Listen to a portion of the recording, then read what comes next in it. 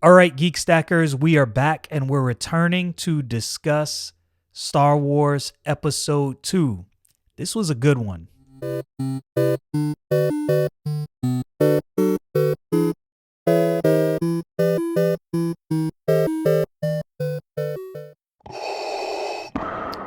All right, here we go. Star Wars Episode 2. Okay, so I want to start this off and say something first.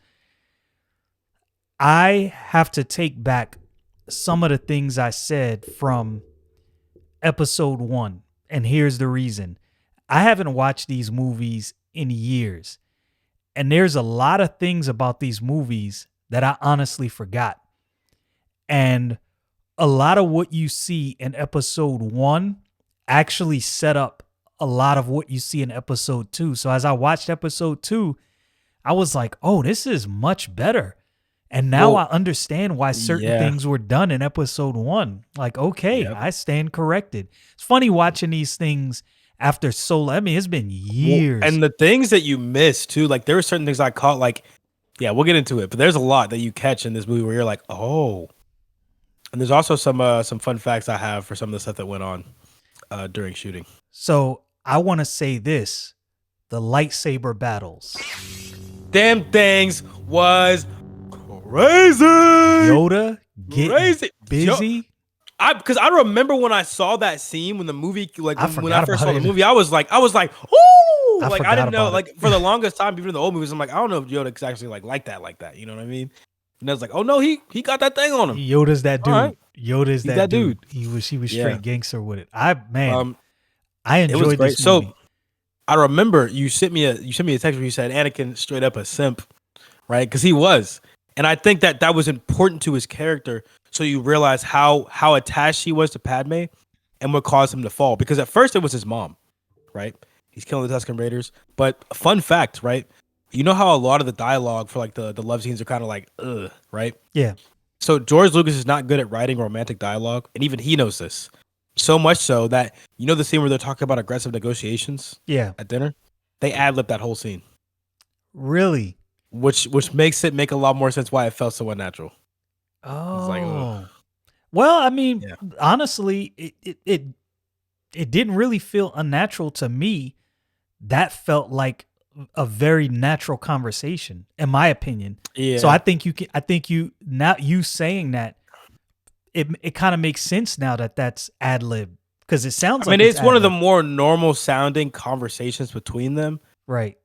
Because even like some of the lines, I'm just like the first line he says is like, "I've been thinking about you every day for the past 10 years." I'm like, man. But here's the thing. I understand. It's funny how I got to give respect to George Lucas. I got to put some respect on his name. I would hope so. And here's the reason. As I watched this, I thought, George, I get it. Like as many problems people have with the prequels, one thing George Lucas is really good at, he may not be able to write love dialogue, he may be bad at writing love stories, but he's really good at writing a story that's convincing with very little plot holes and things that kind of get edged out. Yeah. Now, there's some stuff that he kind of left that Dave Filoni kind of had to pick up when he made the Clone Wars series, but I'm not going to give him, unlimited praise and say, he does everything right. But here's what I'll say. Anakin, the very thing you just brought up about Anakin, you know why I understand? Here's a boy that was pulled away from his childhood to be trained as a Jedi. He already had emotional issues. Chosen one. Yeah, but he already had emotional issues. Well, now you pull him this away. Is the reason. So this is the reason why they said he's too old, because most Jedi, right? And you realize this watching the shows, watching the movies, getting really into lore, are very detached from their emotions. They still feel them, but they're able to rationalize and make decisions. That's why when Obi-Wan, exactly the point. Right. Exactly the point, right? Which is why when Obi-Wan is like, measure your emotions, be swift, be like, what did he say? Like in the scene where they were in the bar, he's like, oh man, goodness. I wish I should have wrote it down. Yeah, but I know what you're talking about. He's so quick to follow your emotions, right? And the inverse of that, Palpatine, when he's meeting with Palpatine in that one scene, and he says, "I literally," he's telling him lean into his feelings. He quite literally said, "In time, you will learn to trust your feelings." Right. The And opposite. and the difference is, right? The Jedi don't not use their feelings at all, but they channel it into something. So They here's don't what's funny. trust in their feelings. Here's what's funny. Now, I don't know the religious upbringing of George Lucas, but that whole mantra sounds like something out of the book of Proverbs. Trust in the Lord with all thine heart. Lean So, not into thine own understanding. In all thy so ways acknowledge him, and he shall that direct thy paths. I had to quote the whole something thing. that makes sense is George Lucas, for years before he even wrote the story, he even talks about this in some of his interviews. He studied mythology and Greek mythos and religion for years before writing like the Star Wars movies. Interesting. Because he wanted to make, that's why there's so many different allusions to like I think one of the best, and even there's even a scene that mimics a painting of this. One of the best biblical allusions in the movie is the fall of Satan, right? And there's even a scene in episode 3 based off of that famous painting of Satan, like during his fall, where he's like armed like this, crying. There's literally a scene in episode 3 that mimics that exact painting. Interesting. And I think that Anakin is the perfect foil of that, because he's the chosen one, meant to bring balance to the Force, and he eventually falls. Yeah, there obviously there's differences. There's a little difference. Yeah, there's a lot of but differences. I think the core of what I'm saying. But Right. Anakin's attitude, like his entire attitude, make sense. And the reason it Yes. makes sense is because you got inducted older than most Jedi, right? Most Jedi are much younger than you were. Yes. You already had emotional issues. You already had anger issues. You had things ingrained and built in before Qui-Gon ever pulled you on. You already had issues. The thing that makes it the most interesting is, right, he was so different from every single Jedi. He followed things differently. He did the same thing that my brother does, where you give him a rule and a set of things to do, and he'll somehow still follow the rules but break them in a creative enough way to where you're kind of like, you listened but you didn't. Like you didn't break the rules, but you did break the rules. You did break the and he does that so often. I started thinking back watching this movie where I was like, oh my goodness, if you watch the Clone Wars, he does the same thing over and over again all the time. Yeah. And that's what made him so effective, is the fact that he was so different from all the rest of the Jedi, which is why certain things the Jedi would do, Jedi would say, he wouldn't understand, because he was like an outsider coming in too late. He really was. He really was. Which is what worried Yoda the most about him becoming a Jedi, was this very fact that's like, because he didn't learn early on to detach from his emotions, and something that's going to have to be ingrained into him. This is what recognizes as a problem. It's like, fear leads to sadness, sadness leads to anger, anger leads to hatred, hatred leads to the dark side. So right, as I was watching, here's the one, like, there's so many things in this movie that, based on our last conversation and some of the things that you brought up, that I wasn't really familiar with, because I am not that deep into Star Wars lore. I'm base level. There's some familiar. stuff I'm gonna bring up later too that you're gonna be like, yeah. I'm base level familiar enough to where, I mean, I know enough that when things happen, I'm not lost, but I'm not like deep into the lore of the book. Some of the things about the books I know, some I don't know, but watching Anakin, I realize the issues with Anakin and why so many people on the Jedi Council had an issue bringing him on. I'm like, I get it. But here's the other thing. Tell me what you think about this. I think this is Disney could do this, but oh my goodness, they're so trash with storytelling that they're not going to. The Jedi were wrong to approach Anakin the way they approached other Jedi, and they could have. And here's what they could have done: you don't have to be detached from your mom or emotions, because you didn't grow up how we grew up.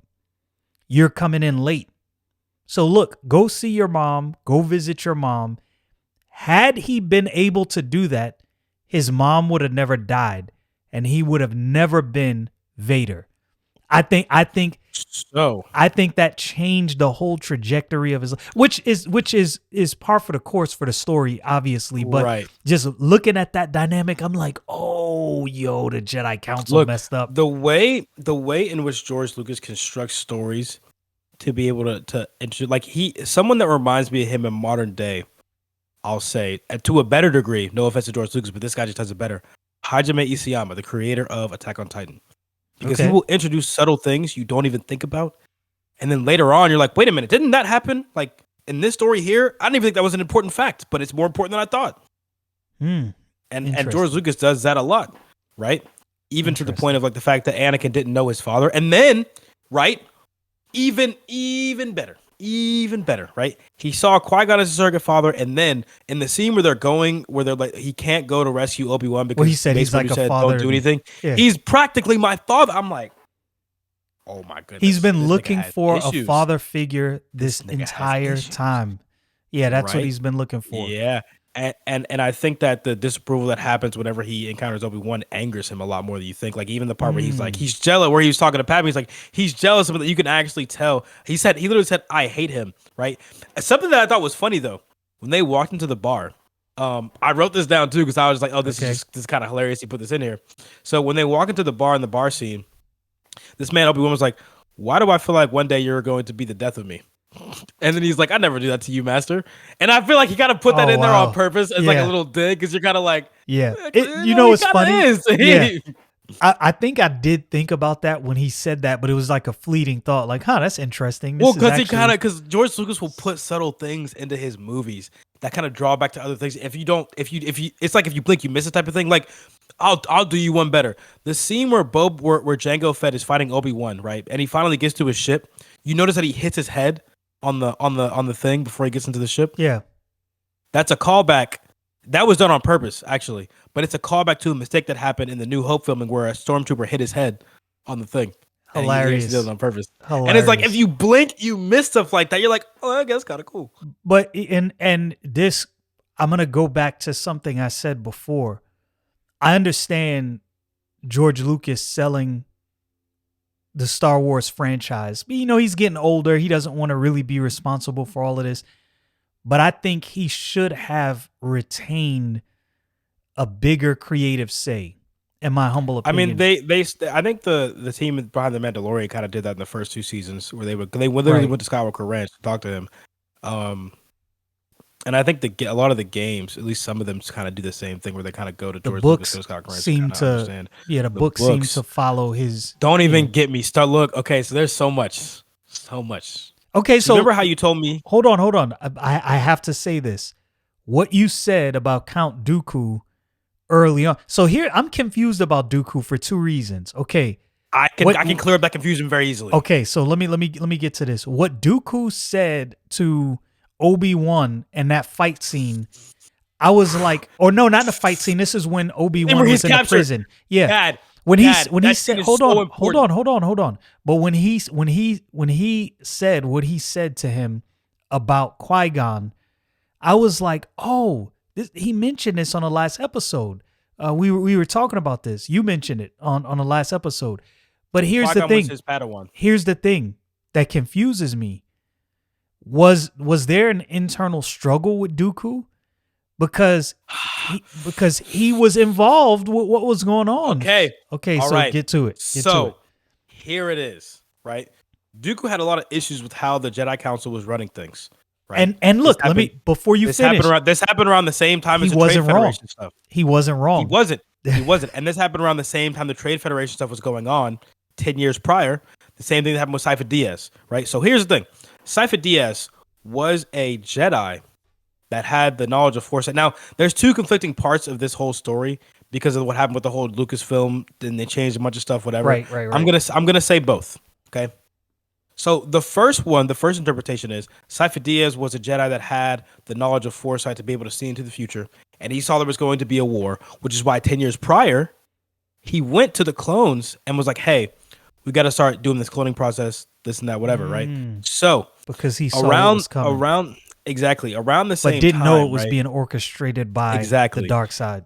So around the same time, Dooku, right, falling away from the Jedi, being like they're wrong, this and that, he wanted a way in which to kind of like strip them of their power. So he became a count, started getting more influence until eventually he had a meeting with Darth Sidious.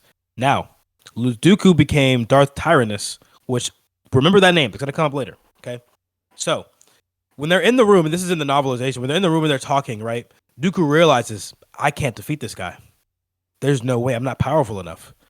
So, he got to a point where he's like, I'm either going to agree to everything he's saying, or he's going to kill me.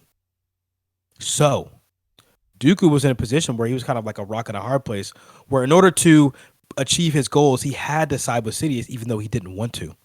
Right? Which is why the scene where he's talking to Obi-Wan and he's telling him to team up with him, that's him legitimately coming to Obi-Wan asking for help.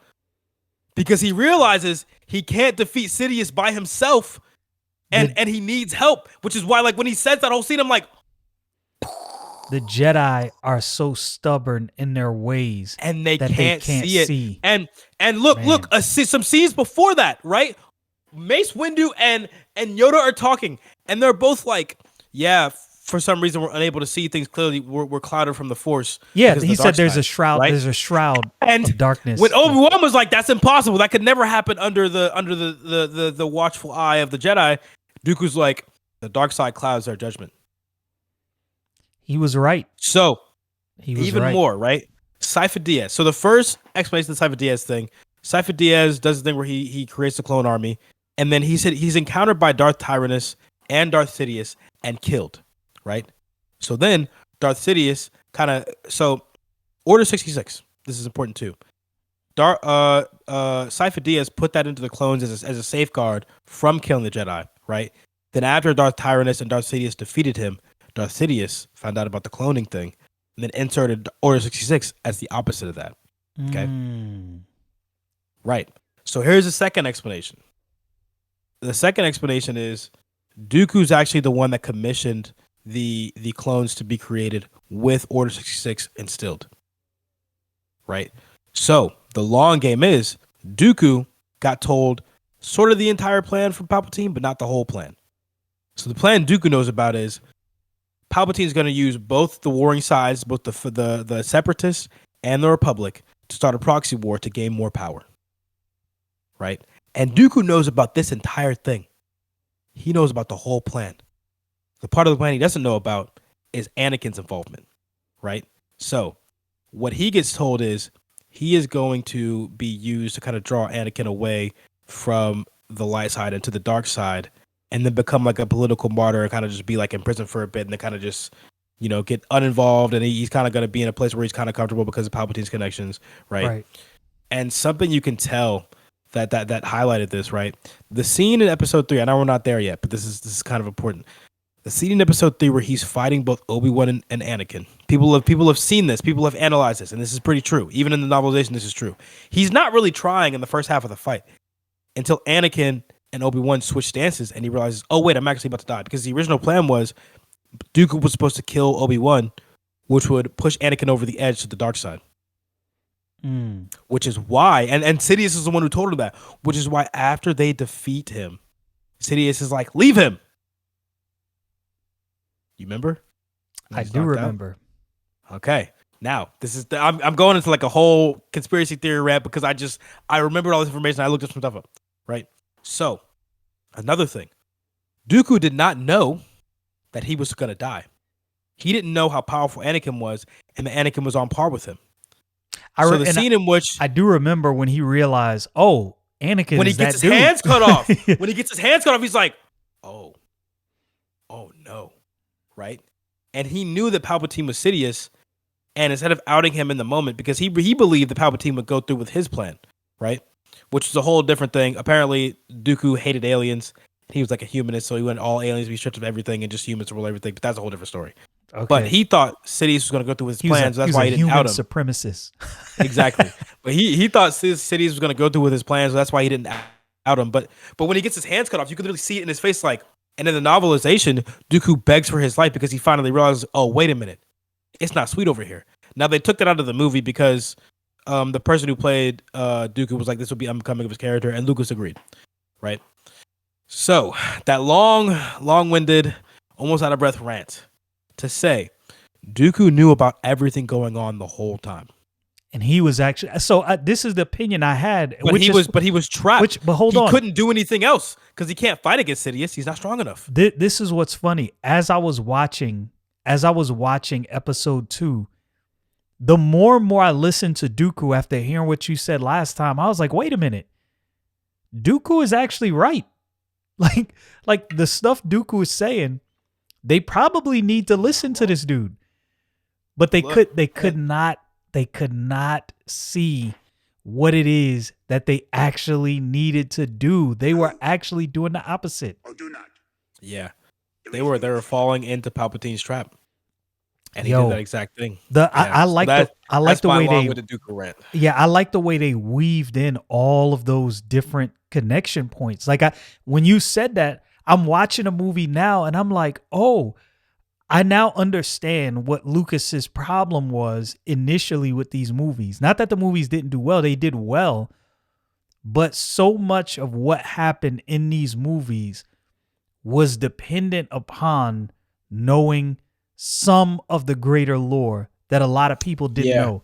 Exactly, because the novel editions came out like years before some of the movies. And this is the issue he had, and I think now, of course, what kind of budget would this have taken? What probably should have happened is before the lead up to episode 1, he should have found a way to get some Star Wars shows or cartoons or something. Like I don't. But you remember at the time that the nature of these things was a little different. It's not like now where you can kind of make a show. This is true. Tie into a movie. These things didn't happen Different very times. often. Even the Clone Wars TV yeah, show. it's kind of it's unfortunate. Later, the Clone Wars cartoon was like a one-off thing, even though it was still canon. Yeah, it's unfortunate that he couldn't. That there was really no way to really get people up to speed on some of this stuff before. But to his credit, what he was probably dependent on is like fandom enjoying the movies. I don't think he was really intending for people who weren't deep into the lore, which at the time, I was in the military at the time. I'd stopped collecting comics for a short period, quite a while. And I was just kind of out of the sci-fi spectrum at that time. So when I saw episode 1, I'm just coming off of episode 6, right? So I'm watching episode 1 after seeing the last Star Wars movie in the 80s. Like I'm so far removed from the lore and what's going on, and I hadn't read any of the comic books or any of the books, and I still enjoyed episode 1, but now armed with more information, of course, we're in the information age, watching episode 2 after the conversation we had, seeing episode 1 and then piecing some things together, it was like a whole new movie. Like I'm watching this thing. Like this is one of those things. Wow, this is one of those things where it's like people don't get it yet, but they will, right? Like Nikola Tesla. People didn't understand him at the time. They do now. Yeah, and this is just one of those things where at the time people were like hypercritical, like this and that, and the problems they realized they had weren't really problems because the sequels came out. Yeah, so it made you start to realize how good the prequels actually were. My issue with Jar Jar Binks, I have to walk back, and there's a reason I have to walk it back. You realize that Jar Jar Binks had to be introduced and had to be a fool in order for Palpatine to trick him into giving him more power. Like when I realized that, I was like, "Oh, this makes sense." Look, now. the scene where she was like, "I don't think there should be emergency powers. I don't think we should have a war. This is stupid. We should just figure this out between who's trying to do stuff." And I was like, "Okay."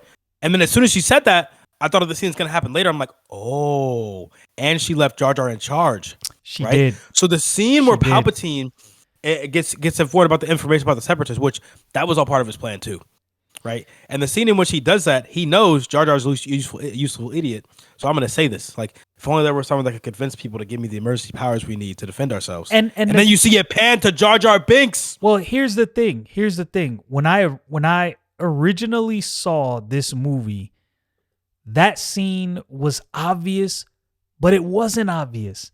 Like the dark side is looming over everything in such a big way that you almost don't realize, this is insidious. Like this you're infection. in the part that's the funniest is watching this movie the first time. You're in the same mind space as the Jedi, where you're like, this came out of nowhere. But if you're watching the movie, Right.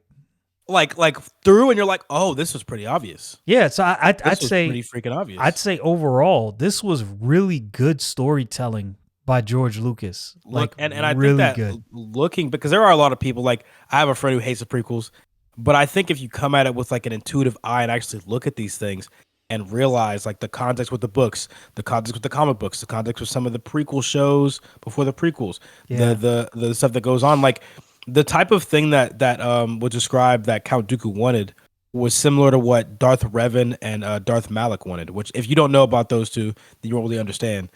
They're from the Knights of the Old Republic games, right? But they were looking for something Dope more games, akin to by that, the way. where there's like a Sith army, and that's who like rules over everything, and you kind of just integrate all the Force users into the Sith army. I think that it suffers from the same thing Destiny suffers from. That if you're not ingrained in the lore, you're not going to enjoy it as much. And I think probably one of the biggest issues, and just my humble opinion, is the way that some of these movies were set up. What you have now is Disney is neutering these stories, which it takes you out of the mind state that I'm in now, right? After our initial conversation about episode 1, some of the things you pointed out, and watching episode 2, I'm like, oh my goodness, this is actually a masterpiece of storytelling. Like, wow, Yes. the way all of these Look, things are Okay, interwoven. here's the thing that even when I was younger, freaking loved these movies. No, I love always these movies. I liked the first time I saw episode 1 probably was just nostalgia, but I loved it. Right? As the years went by, there were issues like, I don't know about this or about that.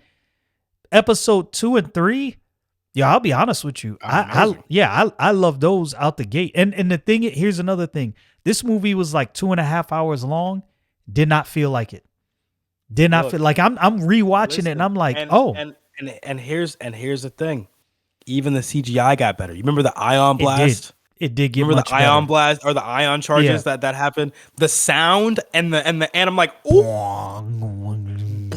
Yeah, it was that thing was. I was like, I Yeah. always enjoy that scene because the sound design versus what it looks like too, which is perfect. Yeah, it was definitely, in my humble opinion, hands down, the special effects on this one much better.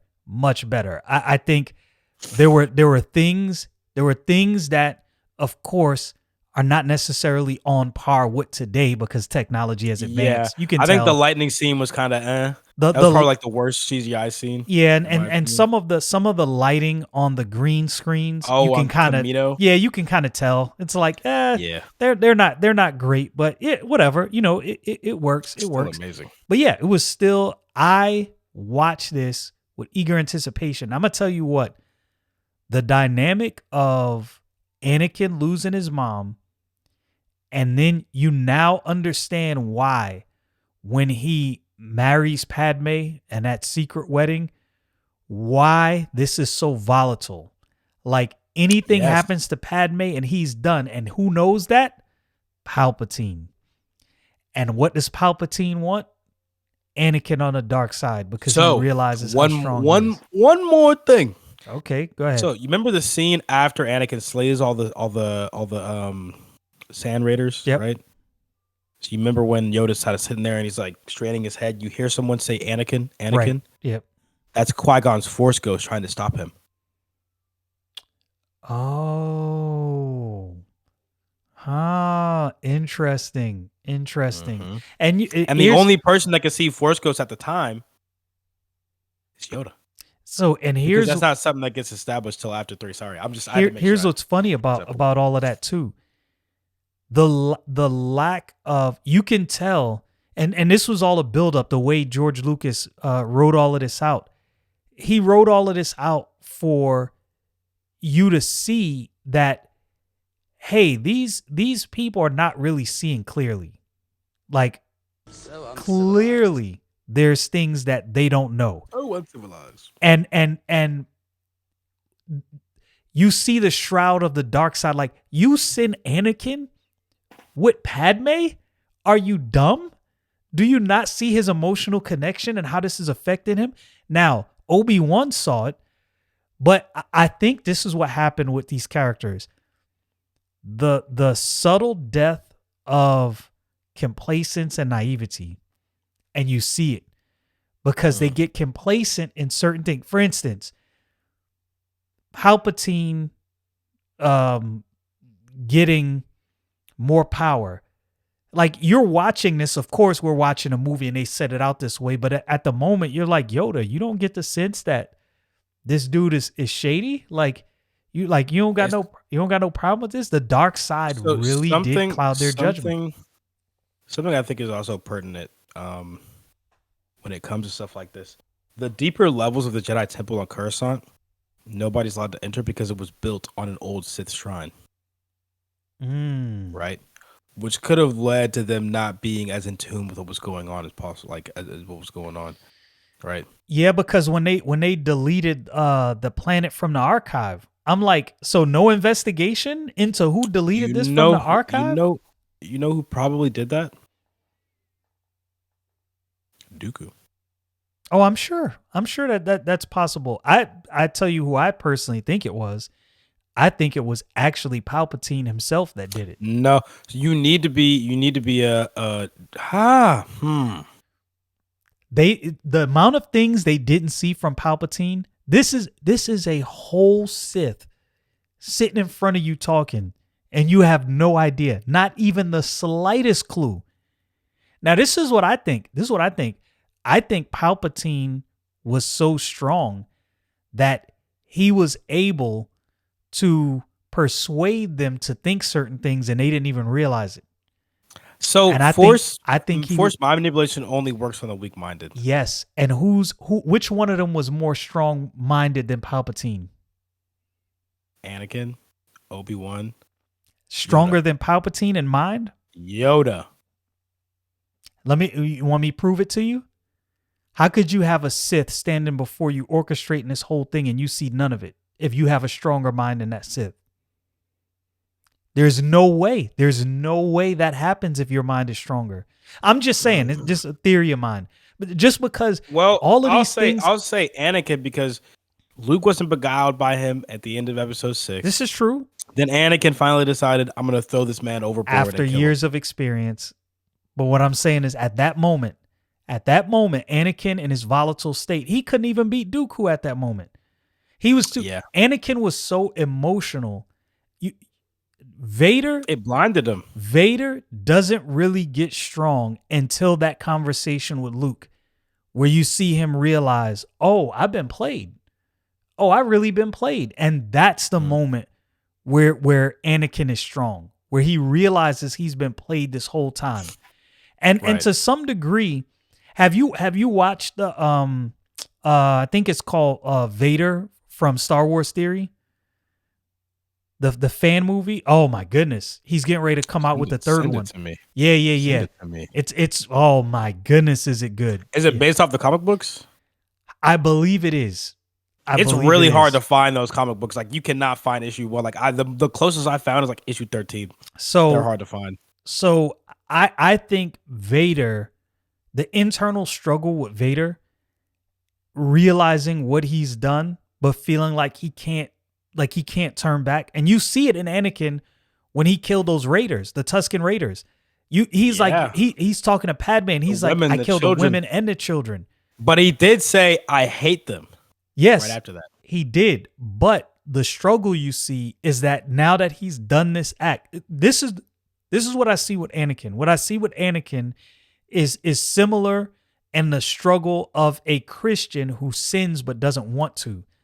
It's like, man, why did I do this? So like, I think eventually does. Why did I do this? Where he starts having less conviction about it, because there's a scene in the Clone Wars, right, where there's a certain politician that's like doing something crazy, that's like tried to kill Padme or something like that, or tried to kill, I forget her name, but it was Obi-Wan's love interest, and Anakin just sliced his head off and just like, what? The dude was evil, and they were like, he had to go to trial. He's like, trial?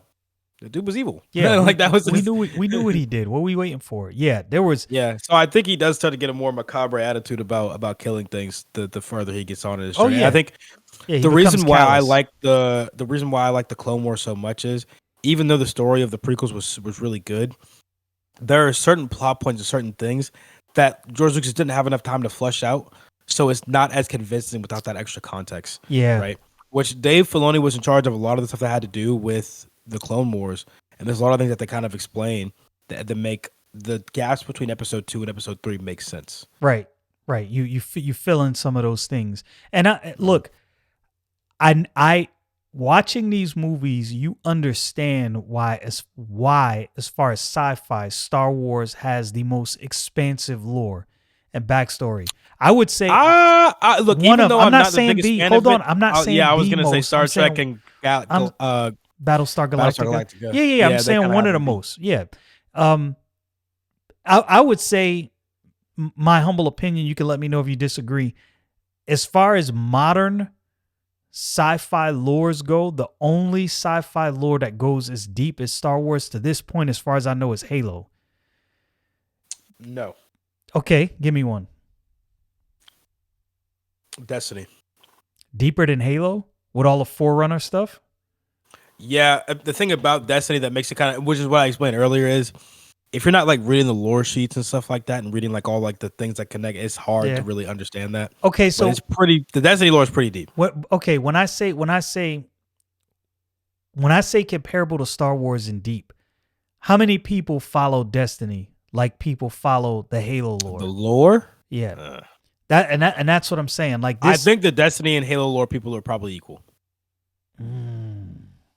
The thing is, I play Destiny 2 pretty Nah, often. I I understand. talk to people who are really into No. it. So normies are into Halo. no, Normies are into Halo. The Halo No. TV show. no. Hold on. We're not talking about TV show. We're talking about lore. We're talking about lore. Hold That's what on. we're talking about. Okay, so We're talking about let me walk you off your ledge. How does Halo get approved to have a TV show? People like the games. Okay, that's one thing. There's a lot of games people love. It's no movie. People No like the show. lore, but the here's because here it is. Look, because you're kind of shooting yourself in the foot with this. Okay, you said, see, more people care about the Halo lore. That's why No, they get that's a not. show. That's not what I'm saying. That's not what I'm Okay. saying. I'm saying All right, I guess I'm accurately normies have attached themselves to the Halo lore, and this is what has now thrust it forward. Is because normal people who do not play the game, I know people who've never played the game, watched the show and was like, "Oh, this show is dope." Now what they you know don't what? know, I think I'd be inclined to agree because I think my friend's dad watched the show. yeah, didn't play the and what games. they don't know is the show is actually trash if you've played the games and read the books. But if it's like a show on its own, it's not that bad. Right. So that's what I'm saying. Destiny doesn't have that appeal, in my humble opinion. It might be great. I never got into Destiny. I got into Halo after the fact. I caught on to Halo when the Xbox 360 came out, not the original Xbox. I was a normie in the sense that I knew nothing about Halo and got drawn in because of the backstory and the lore and the books. So I think that's something else that could be comparable because if we're really having this conversation, I think something else that kind of has the same thing is I'll say Dragon Ball Z. Oh yeah, but that goes. I mean, yeah, but that's But you're talking about like lore. modern something. Yes, But Dragon Ball Yes. Z has been out. So Dragon okay. Ball Super. No, hold Dragon on, Ball hold Super on, hold came on. out, and there was You're the Dragon Ball you're movies. missing my point. No, you're missing my point. You're missing my point. But it's No, but no. Star Wars Hold came on. out in the 80s. Hold on. When did Dragon Ball Z come out? Like 10 years after the first Star Wars movie. Okay, I'm talking about no. It was in the 90s. Yeah, but it was like Dragon Ball. it was- Dragon Ball. right. Came So out that's earlier. so I'm talking about the whole thing. I'm talking about the Whole thing? whole entire thing. I think like 3 years after the original Star Wars movie. Okay, like in the so 80s. when I say in modern time, I'm talking about, let's say, 99, 2000 ish and on. yes, Like Yes. Halo is Dragon Ball Super, the Dragon Ball games. No, but you're still you're. but these are things that came out recently. That's what I'm telling you. But I'm not. You're missing my point. Okay, when was the original impetus of Dragon Ball, the original. When did that start? Like the original. 3 years after. Let's look that up. I think it was 3 years after Cause Star Wars came out 79. I think Dragon Ball was like 1983.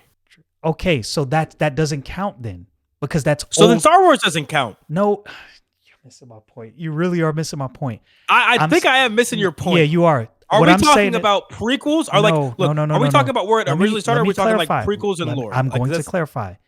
Okay. New things, 2000 on that are comparable to Star Wars as far as lore. Why I don't lore and mainstream appeal, or lore and deepness? Hold on. Let me explain. I'm trying to make sure I understand. Okay, but I'm trying to explain. Let me explain. All right. Why I don't consider Dragon Ball in that vein, because it's not new. Now there's new additions, there's new things added to Dragon Ball. Look, Star Wars isn't new either, though. That's the thing, because Star Wars came out. Star Wars is older than Dragon Ball. I know that. You're missing. I'm confused by your point. Your point is confusing me. Yeah. I don't think I get your point. Okay, so imagine if I came out with a book in 1970 that had critical acclaim, huge lore, and I said, man, in modern time, now when I say modern time, I mean something that started in the 2000s.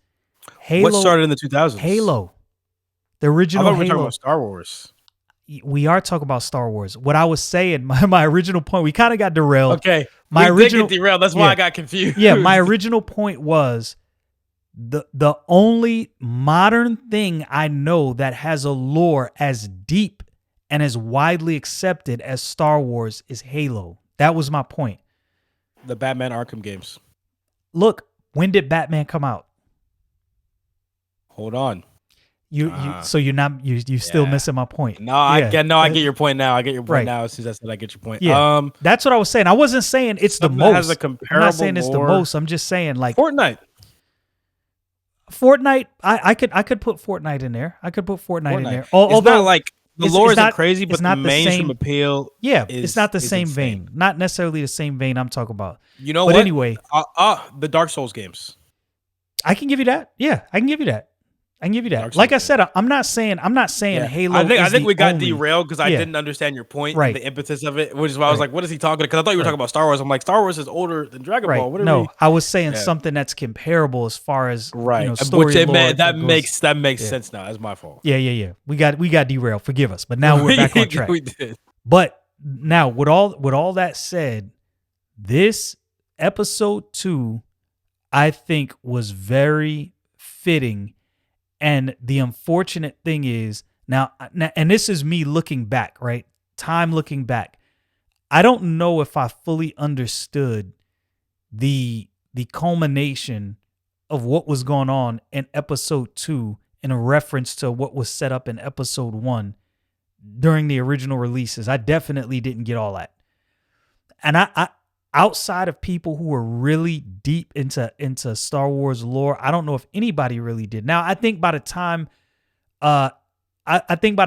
Revenge of the Sith came out, episode 3, I think people kind of caught on a little more like, oh, these are like building blocks to what's happening next, which you should have kind of put 2 and 2 together because these are prequels setting up what was to come. So this is what should have happened. I think I should have, during the initial release of episode 1, I should have watched episode 4, 5, and 6 over again. I should have. Yeah. Well, so whenever a new Star Wars movie comes out, I always make it a point to kind of watch like the first 6 again. Yeah. Now the new Star Wars movies, I'm not bothering. I don't even think I want to review those. I'm not gonna lie. I don't either. I think maybe like the first one. No, I don't. We can review it. You'll be doing talk. I'm not watching it again. What about Solo? Solo was good. I enjoyed Solo. I was having a conversation with some D&D bros yesterday. They said they did not like Solo. I'm like, y'all are on drugs. I'm gonna tell you why I'm not shocked. But they didn't even like Rogue One. I'm gonna tell you why I'm not shocked, because Disney has lost fan capital. That's why. Yeah. The people are not willing to give them a chance, right? For the same reason, Marvel can put out a story right now that's dynamite, but they've lost so much fan capital that people don't care. They're like, nah, it's trash. Yeah. It's Marvel is trash.